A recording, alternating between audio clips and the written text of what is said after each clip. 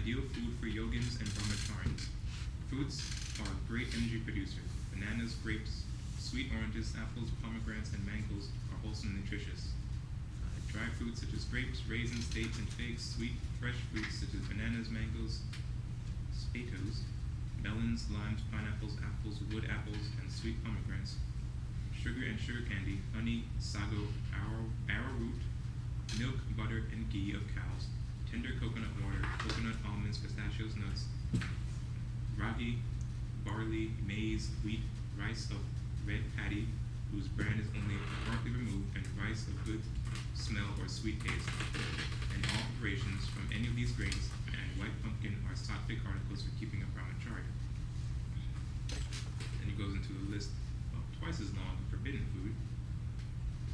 Highly seasoned dishes, hot curries, chutneys, chilies, meat, fish, eggs, tobacco, liquor, sour articles, oil of all kinds, garlic, onions, bitter things, sour curd, stale food, acids, astringents, pungent foods, roasted things, overripe and unripe fruits, heavy vegetables, and salt are not at all beneficial.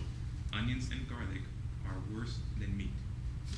It says salt is the worst enemy. Too much salt excites passion. Even if you do not take salt separately, the system will derive the necessary quantity of salt from other foodstuffs. All foodstuffs contain salt. Giving up salt helps you control the tongue and thereby mind and all other indriyas. There's all kinds of peas and beans, both fresh and fried, black grain, Bengal gram, horse gram, sprouted grains, mustard, all sorts of chilies. I don't know what that is. Asafoetida, lentils, brinjals, ladyfingers, cucumbers, Malabar nightshades, both white and red, bamboo shoots, papa fruit, drumsticks, all varieties of gourd, such as white gourd, snake gourd, and squash gourd, radish, leeks, mushrooms of all kinds, things fried in oil or ghee, pickles of all sorts, fried rice, sesame seeds, tea, coffee, cocoa, all kinds of vegetables, leaves, roots, fruits, and foodstuffs that create wind or indigestion, grief, pain, or costiveness, or other sickness, pastry preparations, foods that are dry and burning, foods that are bitter, sour, saline, overhot, and pungent, tobacco and its preparations, foods and drinks containing liquor or narcotic drugs such as opium and bhang, food preparations which are stale or have become cold subsequent to their removal from the earth, or which have lost their natural taste, smell, color, or form, or which are remnants after being eaten away by other persons, animals, birds, or insects, or which contain dust, hair, straw, other rubbish, and milk of buffalo, goat, or sheep, should be avoided as they are either magistic or tamasic by nature. Lemon juice, rock salt, ginger, and white pepper can be used in moderation.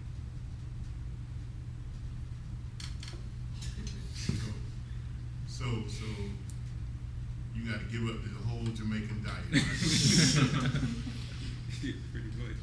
Huh? Pretty much.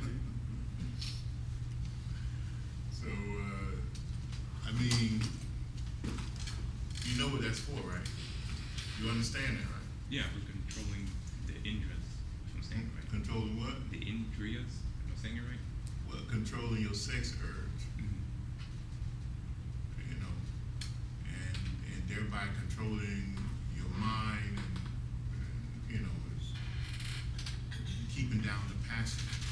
They believe that those type of foods create an urge and passion within you. You know, it excites you, and which is true. You know, to a certain degree, I think it's very true. But I don't think it's necessary to be extreme. Would you say this list is extreme? Would you say this list is extreme? Yeah, I think so. It's a cultural thing. That's where culture and philosophy merge. So I'm not saying that he's wrong, right? But it's a cultural thing. So What I've also found is I've continued on a vegetarian diet, even though there are things that are still considered vegetarian, I slowly move away from them, like garlic, for example. I've been moving away from spice completely. Move away from that a lot. Well, I never used a lot of spice myself. A lot of different, I never used that. It's something I wasn't, maybe because my parents didn't use it. Mm-hmm. But even when I had the opportunity to use it, I didn't too much like it. But, you know, everything in moderation, Mm-hmm. you know. But will you eventually see yourself moving towards at least a diet like this as you continue with the practices? Well, in the beginning, it's good to do that. If you having, if you can't control your urges mentally, then physically it's good to do that. You know, but if you can bring about some type of control, if you can balance it mentally and physically without going to the extreme side of that, I think you can find a middle piece and still accomplish what you need to accomplish. But if you find that your urges are way too much and you just need to do whatever you gotta do in order to help control your urges, then you go to the extreme on the physical side, you go to the extreme on the mental side in order to come back and find that balance. But, you know, I don't think it's solely necessary to do all of that. I mean, that's like some people when they practice mantra, they go to the extreme of cutting their little Under the tongue. under the tongue, the thing to hold the tongue down, Mhm. so they can pull the tongue all the way out, and so that it hits the chest, and then they roll the tongue back up into the mouth. That's to the extreme. And I think what they have allowed culture to intervene with philosophy, you know, and or science, the metaphysical science of something. When the only thing they had to do was just learn to mobilize the tongue. But they went the extreme way of mobilizing the tongue, you know. So I mean, that's another thing that we used to do. We used to take a cotton rag, like, and we'd stick it all the way down into each side of our nose and bring it out of our mouth and clean that passageway so that we can have a greater intake of air and get rid of, you know, to get rid of any type of mucus that clogs the layers of that. That's extreme. It's not necessary, you know, you can do that by, if you know you build up a lot of phlegm or whatever, you just change your diet. You can use steam water to do it. There's different ways to do it. So, I mean, you don't have to go that way all the time. So, you have to use some type of, just be practical. Don't go all extreme, you know, because if you go too far to the other side, you'll be walking here with an orange garment on every time. So you don't need to do that, you know. So learn to define the cultural from the science of this stuff. So, moderation. In respect to the practice of Brahmacharya itself, that, and even Dr. King and you have mentioned that is essential for any real spiritual development. Yeah, it is. That's the only way you're going to do it. The only way you're going to have real development. You have to bring about some type of control. You know, where that's not a driving force in your life. You know, as long as that drives you, as long as you're just not going to be able, because see what'll happen. You'll build yourself up psychically, and then one act can tear it down. You know, it won't tear it all the way down, but it'll knock you back a little bit, and then you'll be doing this back and forth. You know, I mean, you've been doing this stuff for a while now. I mean, just test it, test yourself. You know, realize how sensitive you become when you get into your practices. And then when you engage in the act of sex, somebody asks you your name, you probably won't remember it right away. So what is that doing to you? Is mentally, you create a mental deficiency, because that's the essence of your consciousness that you're releasing at that time. That's a physical, a psychic, and mental, emotional essence, especially in men, more in men than women. Okay? It affects men more than it affects women. Yeah. What's it that you release during the act of? It's called, in Sanskrit term, it's called ojas. Right? It's a subtle energy that feeds the brain. Right? Some people like to call ojas semen, but that's not necessarily correct. But ojas is built up. In physical exercise and yoga, one of the first practices they give you is to stand on your head. Where they stand on their head, they go lean up against the wall, stand on it. That's to make the ojas fall down to the head. And what it does is it heighten all five senses, right? Because that's where ojas belongs. It belongs in the head. But in the act of having sex or doing passionate type actions, the ojas fall down to the sex chakra and the root chakra. And that's what really creates your craving, your passion. I don't know if you notice especially when you're into sex, you have a keen smell, right? You become almost animalistic to a certain degree, So that's why, because that ojas, which is the essence of the seven tissues. I don't know if you heard of the seven tissues, right? It's the essence of the seven tissues in the body. It becomes very active on an almost thymus. You're talking about thymus rajas level, right? A dark and desire type level. And the sattvic part which is the pure part of your consciousness, it falls back into the background. And the thymus, the dark and the desire, the rajas, it comes up. And then you become very, very passionate in what you're doing. And because of that, your mental capability, the purity of your mental ability is diminished. So you got to learn to turn it on and turn it off. And I believe originally a lot of the I could be wrong, but I believe originally a lot of the Kama Sutra type techniques was brought about in order to allow you to gain control over this flow of energy, this flow of desire and passion, this mind.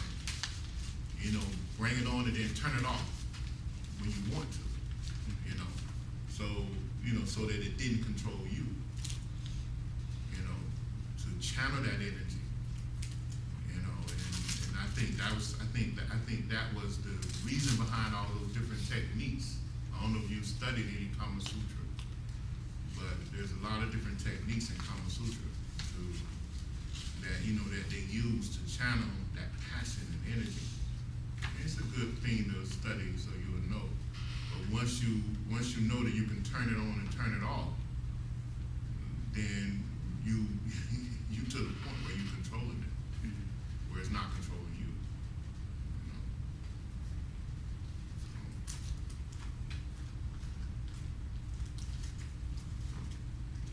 Did I answer your question for you? Yeah.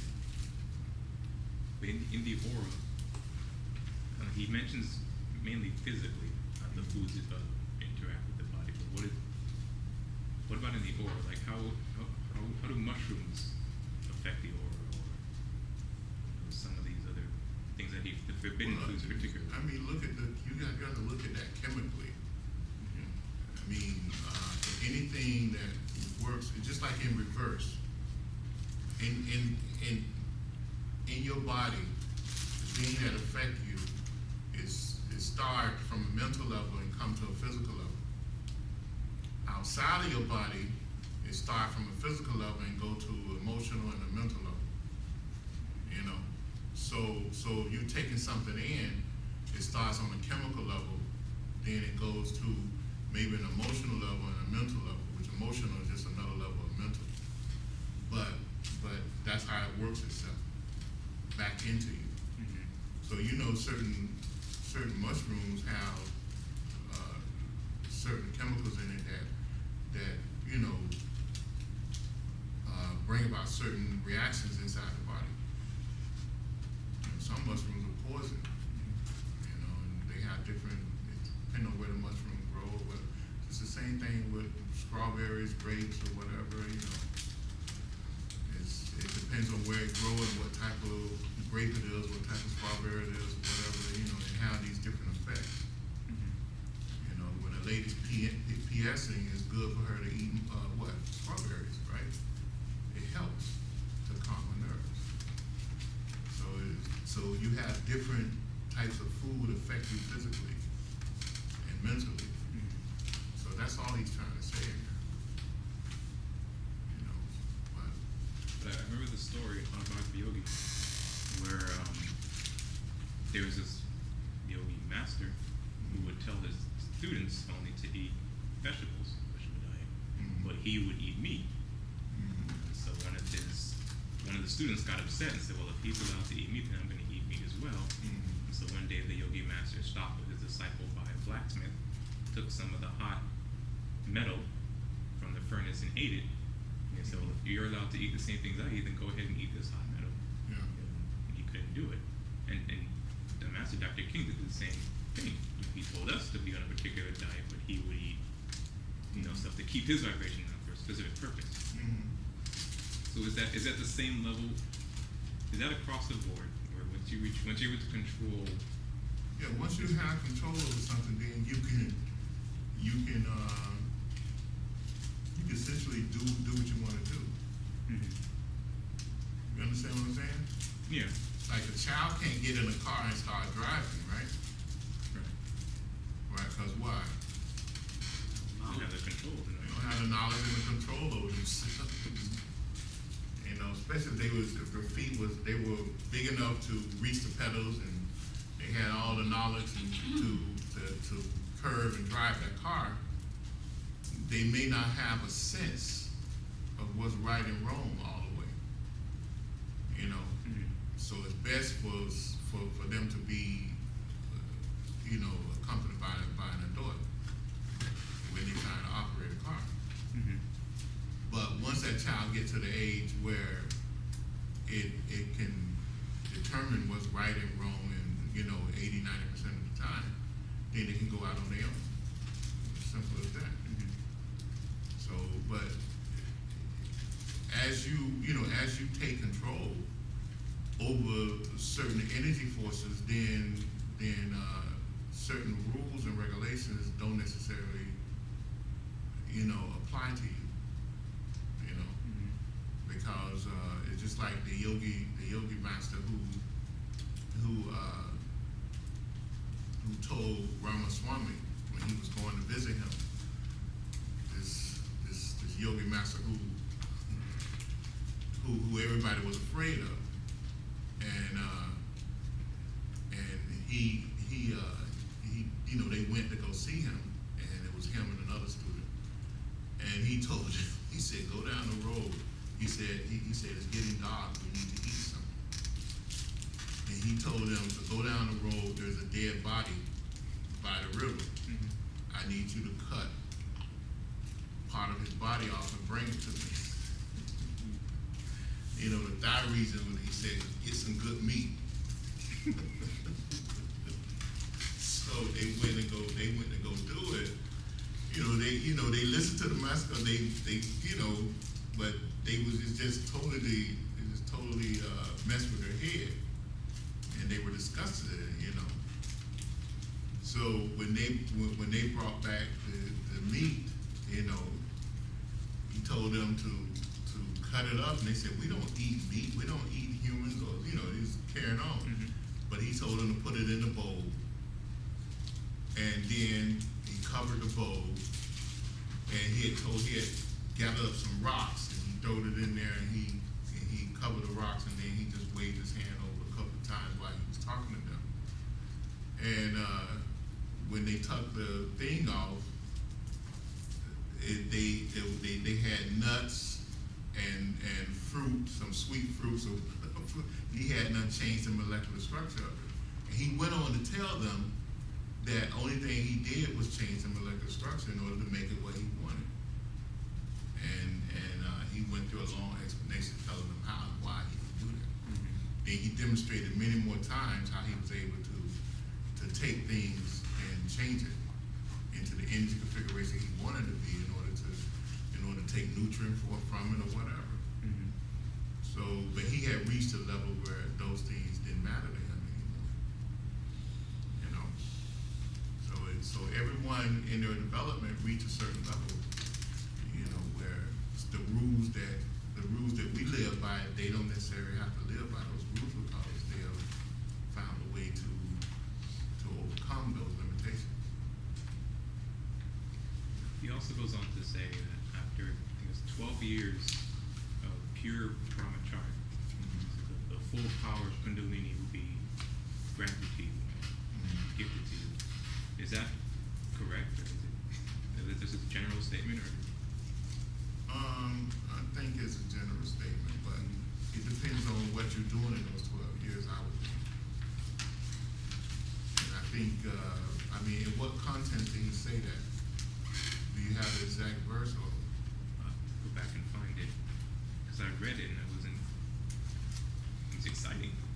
I wasn't quite sure if he was not embellishing, but he was giving examples of people from Hindu mythology, like Hanuman and things like that, who were Brahmacharis, and the great feats they were able to accomplish.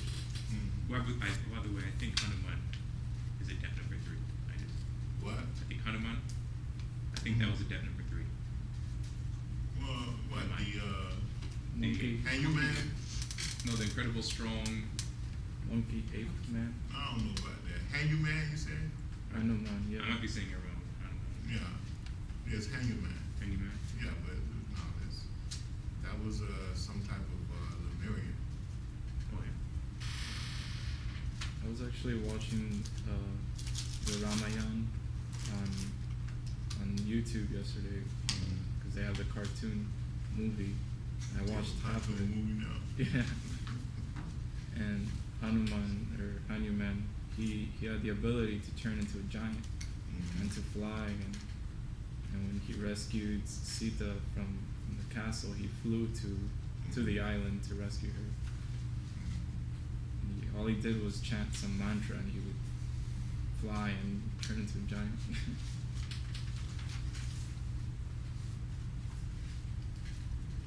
Yeah, in the tantra teachings, we're told that when you control the sex energy, right? That sex energy builds the body up and prepares the body to receive the power of Kundalini. You know, because remember, the ojas is one of the highest aspects of Kundalini. You know, so when you engage in sexual activity, you're giving away your Kundalini. You know, and that's why for many years they would say that you should marry the woman that you engage in sex with. You know, in other words, you make a covenant with her, so that she becomes, she makes a covenant to you, you make a covenant to her, so that you become one body, and so that you can, because then you're always with that person, you're always exchanging that energy. not so the comic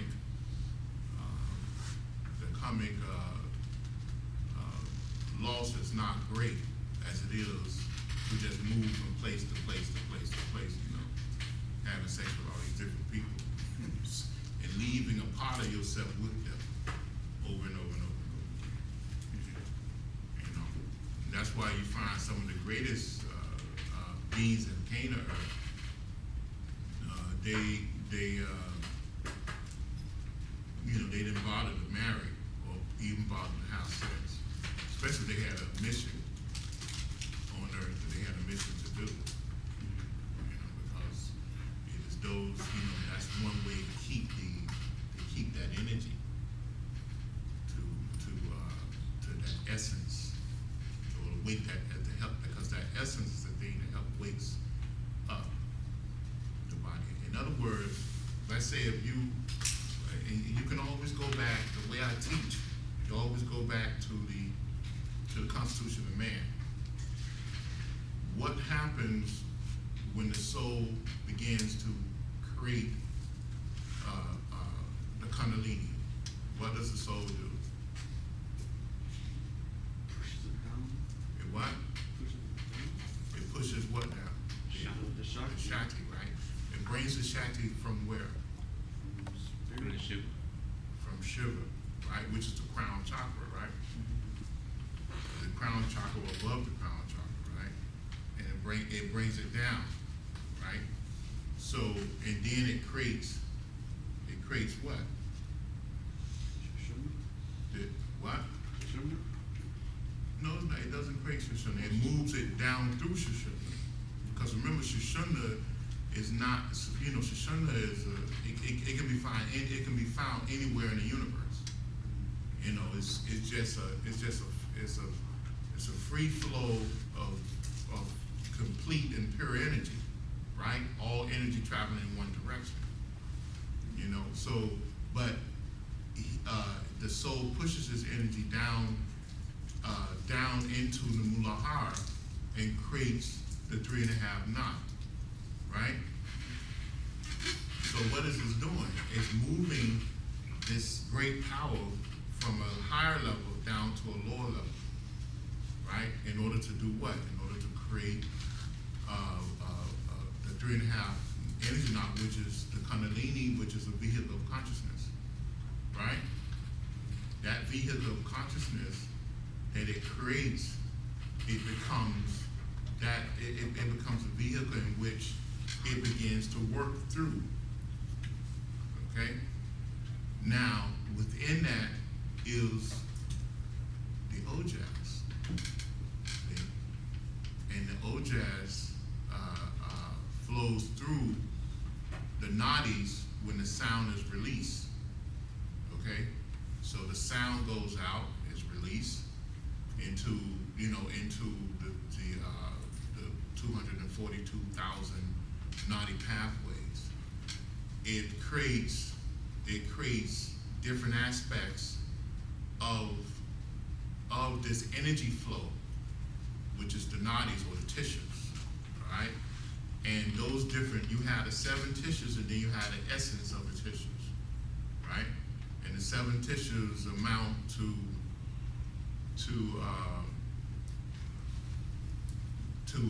the nervous system, the cells, the muscles, the bone Ligaments. structure, the circulatory system. It amounts to all those things. And then the essence of all of that is what? It's Ojas. So Ojas is the thing that does what? It holds everything together. Would you say it's another level of prana? It is prana. It is prana. But it holds everything together.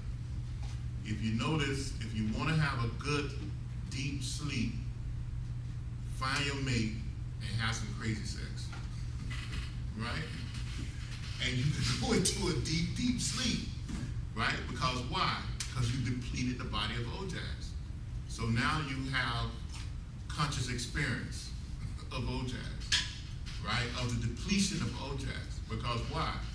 Because what happened? You have depleted the body of a degree of OJAS, and now everything that's holding consciousness in the body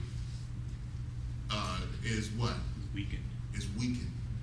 So then it takes 3 days, according to mystic science, for that OJAS to come back into a place. Then it takes another 4 days for it to balance itself. So a total of 7 days. So in 3 days, the OJAS is replenished. Another 4 days, it balances itself. Now, since I'm telling you all this, you cannot release this tape. Okay, Don't stop. so therefore, you know, that's one of the secrets of it. It is the essence of these tissues. So imagine that you build up this tremendous OJAS in the body without releasing it. What happens after a year? You see a tremendous difference. What happens after 2 years? Vitality and everything. Huh? Your vitality and everything. Your vitality and everything goes up and up and up and up and up and up. So now you have more OJAS in the body than anything, than a normal person. So your consciousness began to work on a different level. So You know. where does the sexual frustration comes back? That's your lower self throwing that temptation at you to try to do. Yeah, because if you, that's with anything. You're a trainer, right? So let's say if a person start exercising every day and they get out of the rut of not developing themselves physically. At the beginning, there's going to be a level of frustration within their body. They're going to feel this great anxiety, although they may feel good, right? But there's a part of them that don't like this madness. Because why? Because your muscle ache. When you get off of the bike or whatever, you walking funny. The bottom of your feet is hurting. You feel light in the head. But then 15, 20 minutes later, you're feeling good, right? But yeah. How does the depiction of OJAX by way of or after a sexual act differ from the depiction of energy after working out? Because I find that It's different. Unless, I know a lot of people relate, because I know I used to lift weights, and a lot of guys used to relate that lifting weights with having that sexual high, that you get, right? And but it's totally different. It's totally different. because I'm asking because I find that the end result is still the same. I mean, even after I guess. Well, the difference is that the blood loss that you lose in the semen, you actually lose blood. Semen is a concentration of red blood cells. So, but you're losing that from working out, or you're not having no secretion, from working out. It's being retained, and the blood flow is rushing through the body, So you're not losing any blood, but with a sexual act, you actually releasing that semen, which is a highly concentration of blood. What was the formula again? Like 1 gram of semen is like 1 pint of blood or something? I think he said either 10 drops of blood to 1 cell of semen, something like that, in the book. Who in that book? Yeah. Yeah. I think it's just like 10 to 1. 10 to 1, right? 1 cell, like 10 drops of blood is 1 cell of semen, 1 sperm cell. Yeah. So that's a lot, right? That's that's a lot. Millions of blood cells in 1 drop. Hmm? There's millions of blood cells in 1 drop. Yeah. You're saying if that's equal to 1 cell? Yeah. If I used to I used to, I was a lab tech. I had, a former life. And I used to work in a lab, and I used to work there all night long, and I used to, when they get the blood from the patients, I would put it on the dish, and I would count the blood cells, to make sure they didn't have any, the white blood cells versus the red blood cells, to make sure they didn't have, any type of disease or anything. And there's millions of blood cells in one little drop. So it's a big thing, that concentration of blood is in the semen is tremendous. So you're not, in the act of having sex, you're losing a lot of blood. So that's the difference between working out, having sex, even though it may seem like you're getting that same rush or high or relaxation, a breakdown, and then a build back up, because another thing in the mind now, because you have depleted yourself of the blood in the brain, it feel like the brain, it goes into a passive state, right? It's the same way when you exercise, because why? Because I think it's for every intake of breath, I think 10% goes, or either 5 or 10% goes to the brain or something like that. Of that oxygen, no, it's 20%. 20% goes to the brain. So when you're working out and you're using all this oxygen, you're depleting the brain of oxygen because the lungs and the body have to work overtime in order to nourish the rush of blood that you're speeding up to your body, right? So that's one of the effects that you're having. But when you having sex and you reach that climax, right? You excrete that OJAS, and you have that same effect of the depletion of the OJAS from the body, which most of the OJAS, the home of the OJAS is actually the brain. And you have that depletion on a physical level, the blood, because the blood had to build up in the action, and you release the semen, and that semen is 30 times its weight in blood. So you have that effect. Now, of course, the scientists say it releases endorphins in the brain, which allows you to relax and and just you go into this semi-conscious state.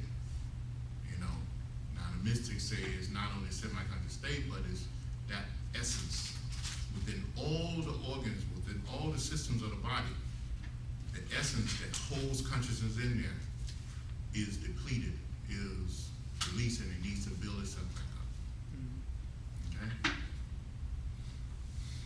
So I answered that question for you, though. You said that after it's released from your body, after 4 days, it is restored. 3 days 3 is days? restored. 4 days, a balance comes about. A total of 7 days. But if it's constantly being released, then you're You going got up a and lot of down. unbalanced and depleted people walking around. And You it don't would, notice that? it would affect your spiritual work Of course immensely. it will. Of course it will. You find someone that engages in a lot of sex, right? Especially if they're engaging in this sex with multiple partners, right? In most cases, they have a mental defect. Okay? And only thing you have to do is just look for it, and you'll see it. It's so obvious. Now, if they have a mate and they're doing that, they still having the same effects on their body. But the difference is if they have a covenant with that person, there's an exchange of energy between them and that person. The woman gives the man something, the man gives the woman something. So it's not as bad. And that's the importance of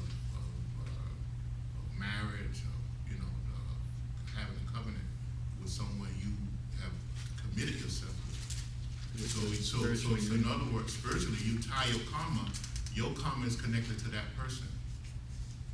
You know, and their karma is connected to you. So that's a big difference. You know, so, but it's with an unmarried man, an uncommitted man, then, he loses more in a sense. Because he didn't make that connection, he didn't make that commitment.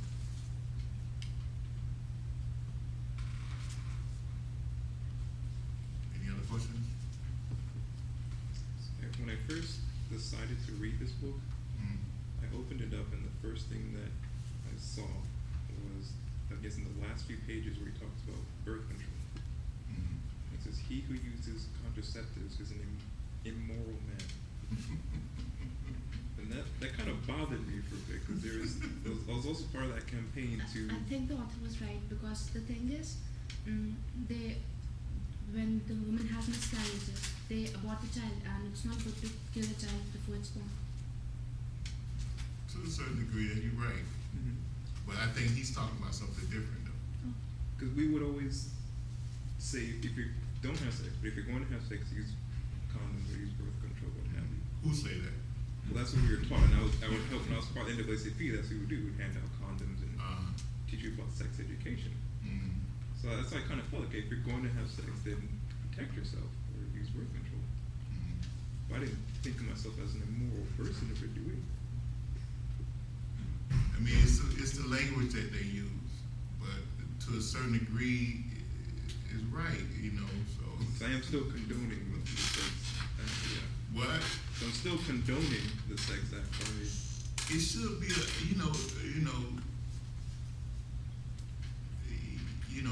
what we're taught is that, and I really don't have the time to go into this with you, so I don't want you to think the wrong thing or take it down the wrong road. But I'm just gonna tell you this, I explain it later if you don't understand it. The only reason you should have sex To reproduce. is to reproduce. That's what we tell our kids. And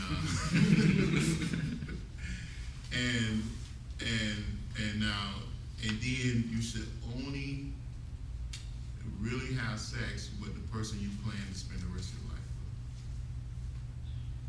with. Then it becomes a sacred thing.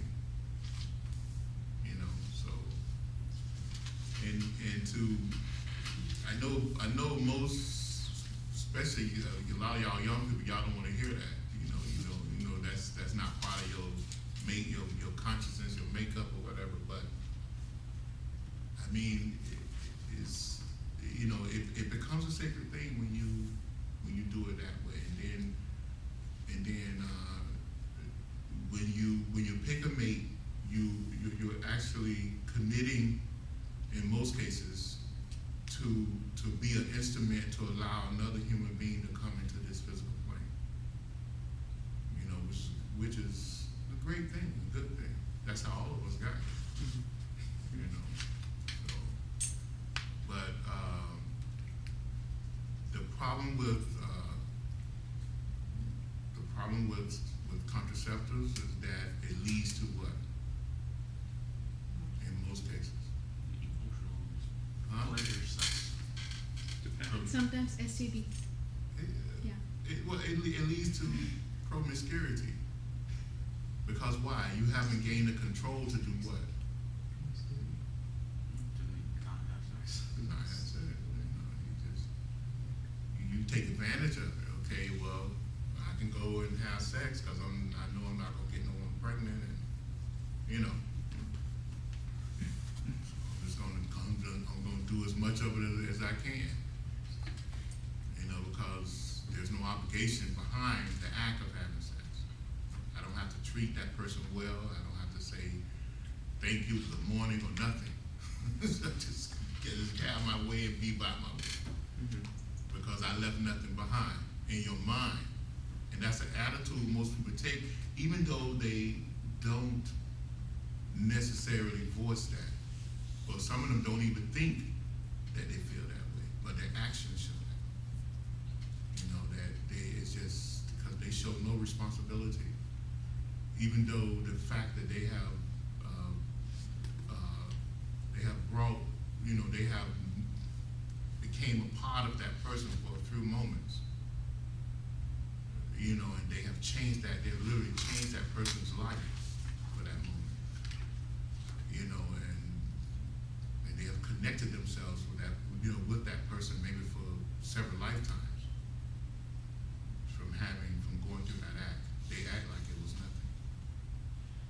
And that's on a mystic level, that's why they look at it as an immoral act. Okay, because it's a way to connect yourself. It's a spiritual thing. It's a way to connect yourself with that person. Now he makes the comparison between the householder and the renunciate. And the who? The renunciate. Renouncing, yeah. And it says, of the two, someone who takes a vow of celibacy for their entire life and doesn't get married. A renunciate is like, if you renounce something, like I renounce alcohol or renounce. They also renounce sometimes, like in India, they renounce their wealth and they go to the forest. But that's Renounce everything. renounce everything, possessions. But yeah, people used to do that. So he makes the comparison between the two, and it's similar to what Paul says in the New Testament, where he says it's preferable that you stay by yourself, but if you must engage in sex, then get married. And Yeah. that's the kind of same parallelism he draws Mm-hmm. in this text. But I was kind of wondering if all the spiritually minded people are brahmacharis, how will more spiritually minded people come into this realm? Control it though. You know I when mean, you're celibate forever.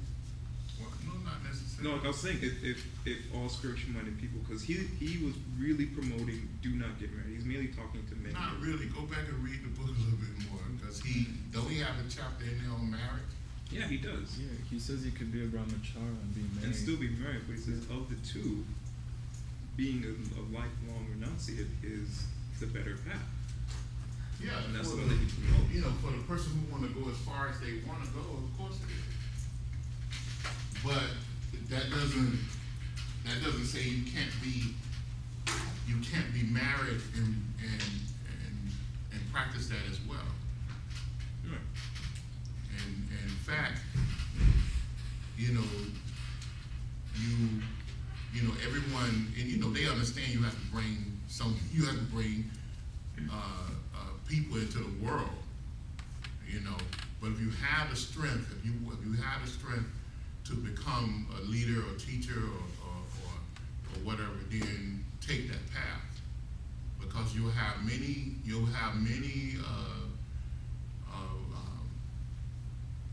children, in a sense, through your teachings. You understand? So, but it's nothing wrong with someone getting married and having a family and kids. But he even goes so far as to say, even if the entire world's population could be celibate, he says God would find another way to bring, Yeah. the next generation into the world, and brought me back to like the sweat horns you were talking about, Mhm. and things like that. And so that was a part I was kind of curious of, like how, not questioning it, but okay, exactly how would that work out if the entire population were to take on this spiritual mindset and to devote themselves to, this celibacy? How would that change us? I know- Scientists said that too, Mhm. Scientists say the same thing. Mhm. You know that, right? Oh, All through the many occurrences of virgin births, for example. Well, scientists said that, scientists say that if all human beings on Earth stop copulating, having any type of sexual relationship, that nature will find a way.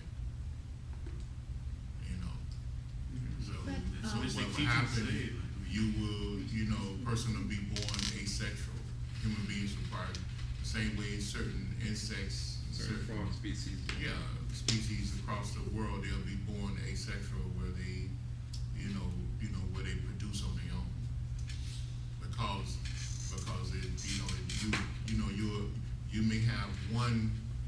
you may have the heterosexual die out, and the homogeneous type human being will begin to come back, you know, because they believe that there was a homogeneous type being before there was a heterogeneous type being, you know. So you will have those the rotation. In fact, most advanced theories of science say that that's going to happen anyway.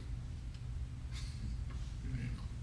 According to mystic teachings, if the whole world were to become that pure, I mean, wouldn't that just affect the karma of the world to the extent where maybe the element X would be released and we'll be born to the earth again? I mean, if it were that pure, talking about billions of people doing the right thing. Yeah. So I mean, that would happen. You know, that would help curb man's appetite, his passion, the sattvic level of mind would increase. You know, and the thymus and the rajas level would balance off to the point where it needs to be balanced.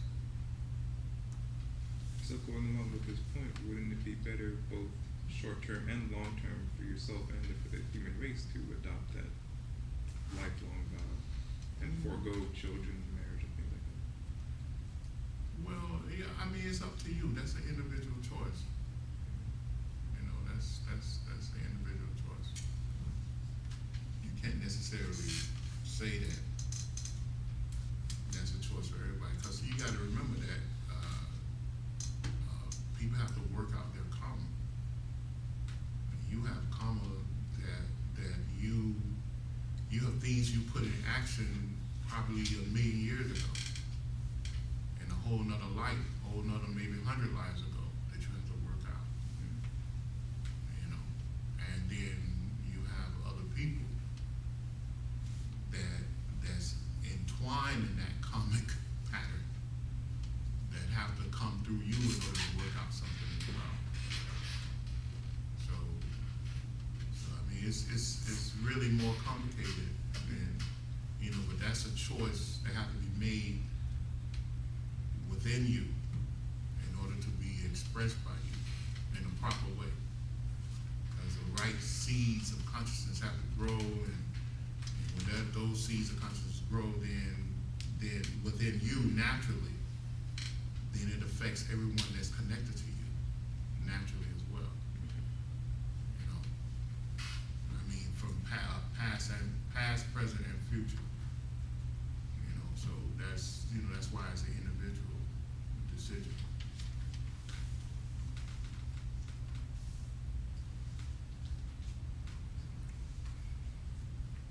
So I asked because I was also wondering, after reading this book, that's three, who are considered great teachers, Dr. King, yourself, and Vivekananda, Sivananda, telling me the same thing. And, okay, now I have this knowledge, very much so responsible for it. Any decision I make afterwards would weigh heavy upon me based off of this knowledge. So how do I manage that? Study it so that you can understand it better. You know, it's much more intricate than what you're saying on the surface. I would go back and read it again, study it again. See, you read a book, then you study a book. You know, you can read right through a book, and then you just go back and you begin to study that book.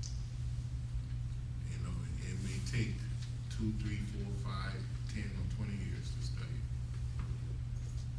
You know, but so that you can get the essence of what it's saying. You know, and then you can slowly begin to, when you begin to study it, and chapter by chapter, you can slowly begin to allow that knowledge to become a part of you, because once you begin to really understand something, it moves from a level of understanding to a level of action, to a level of knowledge, to a level of wisdom. Because why? Because the knowledge comes through the action, and then the action brings about a knowledge, and then that knowledge is grows in experience. You begin to, once you begin to act on it, you begin to apply that to your life, and then the experience of that turns into wisdom. So you have to slowly adopt those things, into your life and let it become a part of you, and then you begin to experience it, and then you begin to understand it. So it's more than just reading it and then you have the knowledge. You have to begin to act upon it. You have to begin to allow it to become a part of your consciousness, your being, and adopt those principles that you can adopt, in your current life. And then you'll begin to see. It was one of the things I found in it. In Sivananda says to help control wet dreams, to sleep on the left side so that the solar nadi remains active throughout the night. But in the Vital Life Fluid lecture Dr. King gives, he says to sleep on the right side to control the same thing. And he said that it's bad for men to sleep on their left side and on their back. I was wondering, why was there? I don't know, maybe his students got it wrong. Because I don't think he would say that. So that's another thing, you have to look for those things. He was a doctor. What's on the left side of the body? The heart. So why would you put that type of pressure on the heart? He wouldn't have said that. So when his students was translating and putting that stuff in there, they probably got it messed up. And I found that in several of his books. Because those books was, he wrote like 300, I think it was 300 something books he wrote. So and that was most of his students doing the translation. I think I found mistakes throughout his stuff from his students. Things I know he would not have said. Based on the fact he was a doctor, he was a mystic, he was a yogi, he just wouldn't have said it. So, I'm sure he didn't say that.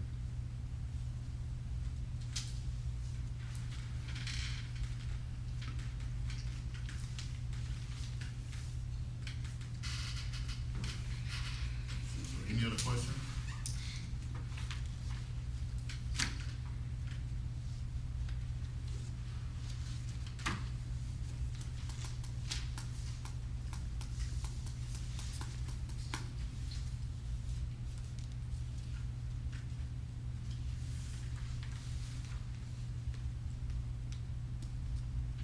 See, nobody liked that subject, huh?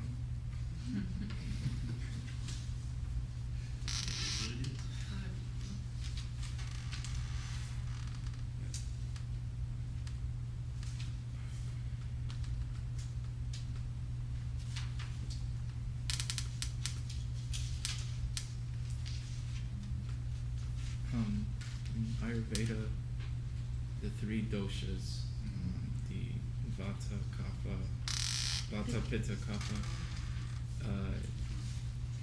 For the Vata dosha, they recommend to eat foods that have some spices to balance, to bring more fire to the dosha, and to avoid stale foods and stuff like that. So you said in moderation, some spices is okay, but not to exceed it too much.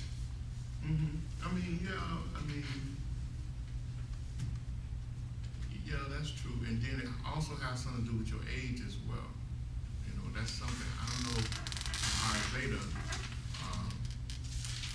I know Ayurveda is a good thing now, but, be honest with you, me growing up in a mystic family, we were taught those things naturally without even telling us it was Ayurveda. And I think a lot of Caribbean people was taught those things. So, I don't know how close you are to your roots, you and your brother, but you heard of wind food and all of that. Did they talk to you about that when you was young? You ever heard about that? The food that makes you gassy. Your parent, you had a wind food, certain wind foods foods you didn't eat, Thank you. certain times of the year or Winter. certain times of your life. Like gas foods that Wind cause, foods. cause gas. You know, so that's how they broke it up. They broke it up with foods that work the digestive system and foods that work against the digestive system. You know, they broke it up with foods that give you vital energy, give you the ability to move, to strengthen the body. Herbs, teas, bitters. Y'all heard of bitters, right? So all of that was sorry about that. You know, so that's why I say, you know, all those things in moderation. You know, To this day, my grandma cooks without salt. huh? To this day, my grandma cooks without salt. Yeah, And yeah. stuff like that. You know, the same things that Subnendo was saying. Yeah. He like cooks that way. Yeah, but the thing about a lot of Caribbean people too, they may cook without salt, but they use a lot of spices Yeah. to substitute the salt. Well, let me- So that's why you find that they kind of wired to a certain degree too. They like to talk loud and they, you know, just very loud type, passionate and emotional people because of that. You know, but you know, so everything in moderation. You know, they went away from salts, but they went to the extreme on the other side. You know, which created another passion in the wrong way. You know, so that's why I say in moderation, then you can control it. What about for the other aphrodisiacs that are listed or known to men, like oysters or chocolate? Same thing in moderation. So why weren't those listed? I don't know. I Well, think because he said vegetarian, so if you're vegetarian, you're not gonna eat. he's not gonna. He was talking to a vegetarian audience. Oh, yeah. I had it. You know. But he did say. Now, don't if eat you fish or meat. he did mention fish. He said, do not eat He fish. said don't eat fish. And that was like satanic. Yeah. Because it incites the sex factor, right? Yeah. But now, if you go to Tibetan Buddhism, they eat fish. You know. So I mean, but they do it in moderation. You know, and then they have a way of cooking the fish too. You know, they have a different way of cooking the fish than than most people. Yeah. Does sex means impurity? What? Does sex means impurity? Because like many sages, like he said, they say, you know, become a celibate or something. But in the autobiography of a yogi, there were Sex doesn't mean impurity. but You think it means impurity? No, it no, doesn't. because I think that in nature too, the plants they pollinate, right? And that's sex, that's population. So Yeah, it's population, yeah. No, sex is not impure. No, we're not saying that. You know, it's the act behind something that makes something impure. You know, your intention, you know.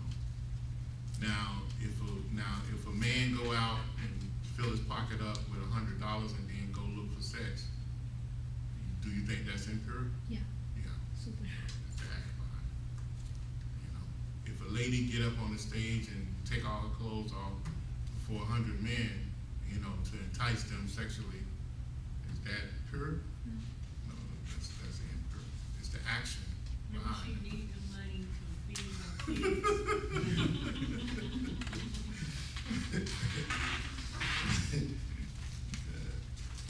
I'm sure she can use her talents in any other kind of way.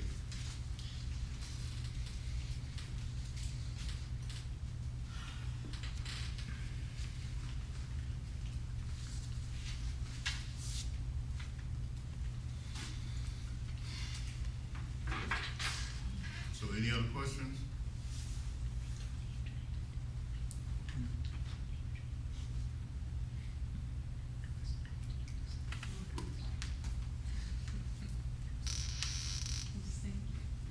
No, he was looking for his phone, but it's I his was looking phone. for my phone. I left my phone at home. Somebody was getting on my Somehow to get on my nerves. What happened, baby? That's why I left my phone at Oh, home. Lord. Talking to girls about that. Upsetting you.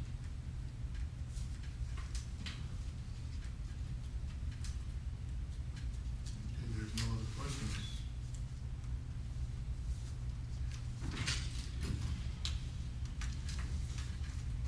You got questions, Ivy? You want another question? I said if there's no other questions, we'll close it out.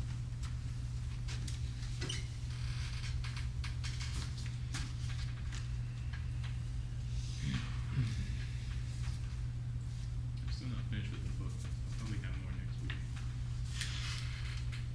Well, are we meeting on Wednesday? I guess we can meet, well, Yeah, it's New Year. that's the first, that's New Year's Day? Yeah. If y'all sober, y'all. You know, I think it'd be nice. First service of the year. First day. Well, it's not really the first day of the year. How we. Yes. Robin wanna do what you do, I'm gonna do it. She wants to drink some wine at least Oh, once, I am. once a week. And she never drunk no wine in her Stop. whole life. Alcohol. I told her 49 is, I don't know if that's a good time to start drinking wine. Huh? I don't care. I've been fighting with her for the last 3 years not to do it. But I need it now like more than ever.